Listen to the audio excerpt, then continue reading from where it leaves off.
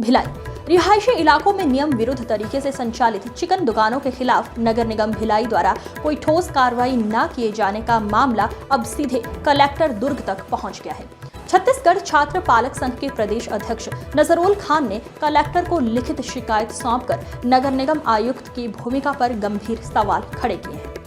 शिकायत में उल्लेख है कि कैंप 1 18 नंबर रोड और सुपेला भिलाई रेलवे क्रॉसिंग के पास मंदिर के ठीक बगल में एविस ग्रुप द्वारा खुलेआम चिकन काटने और बिक्री का काम किया जा रहा है, जो नगर निगम के स्वास्थ्य नियमों और रिहायशी क्षेत्र संबंधी दिशा निर्देशों का स्पष्ट उल्लंघन है। बार बार शिकायत फिर भी कार्रवाई शून्य है। पालक संघ का आरोप है कि इस पूरे मामले को लेकर नगर निगम आयुक्त भिलाई को कई बार लिखित और मौखिक शिकायतें की गईं, लेकिन इसके बावजूद आज तक कोई कड़ी या स्थायी कार्रवाई नहीं हुई। इससे ये सवाल उठ रहा है कि क्या नगर निगम किसी बड़े हादसे या बीमारी के फैलने का इंतजार कर रहा है। क्या अभी सिर्फ शिकायत चल रही है और हम प्रशासन पे पूरी अपनी आस्था दिखा रहे हैं कि प्रशासन कार्रवाई करेगा, क्योंकि प्रशासन को बैठाया इसलिए जाता है कि कोई अवैध काम हो रहा हो तो उस पर कड़ाई से कार्रवाई की जाए, क्योंकि मामला एक रसूखदार व्यक्ति का है।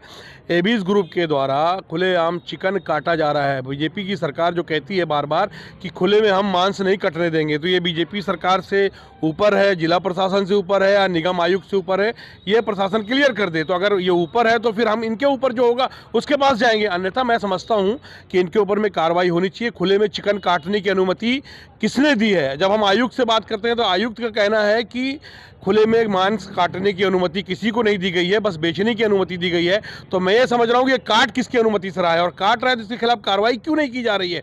पीएमओ से लेटर आने के बाद भी कार्रवाई नहीं हो रही है, आयुक्त के पास में बार बार शिकायत करने के बाद भी कार्रवाई नहीं हो रही है। अभी यहाँ मजबूरन हमको यहाँ कलेक्टर के पास आना पड़ा शिकायत करने के लिए। अगर उसके बाद भी कार्रवाई नहीं होती तो क्या हमारे पास ऑप्शन बचेगा? क्या पूरे जनमानस को सड़क पर लाना पड़ेगा? इसके लिए एक मुहिम कोई चलाने की ज़रूरत है। अगर मैं समझता हूँ कि कहीं कानून का उल्लंघन हो रहा है तो उस पर कानूनी कार्रवाई होना चाहिए और ऐसे व्यक्तियों के खिलाफ कड़ी से कड़ी कार्रवाई होनी चाहिए। यहाँ से इन्होंने कहा है कि कल टीएल मीटिंग में इस मामले को रखा जाएगा और आयुक्त को भी अभी भेजा जा रहा है इस मामले को कि इस पर कार्रवाई क्यों नहीं हो रही है।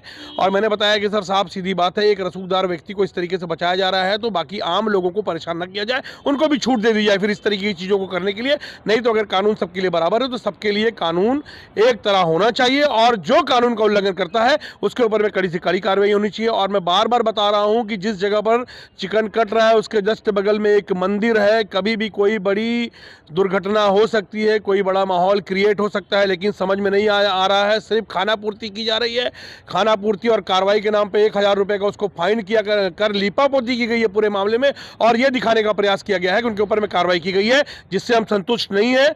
और अगर इसके ऊपर में जल्द से जल्द कार्रवाई नहीं हुई तो निश्चित तौर में एक कुछ बड़ा आंदोलन आपको देखने को मिलेगा और हम इस मामले को फिर जनहित याचिका के तौर पर हाई कोर्ट की भी शरण में जाएंगे, क्योंकि मामला जनहित से जुड़ा हुआ है, मामला शहर से जुड़ा हुआ है। इसलिए कार्रवाई अगर अवैध चीज संचालित हो रही है तो उस पर कार्रवाई होनी चाहिए।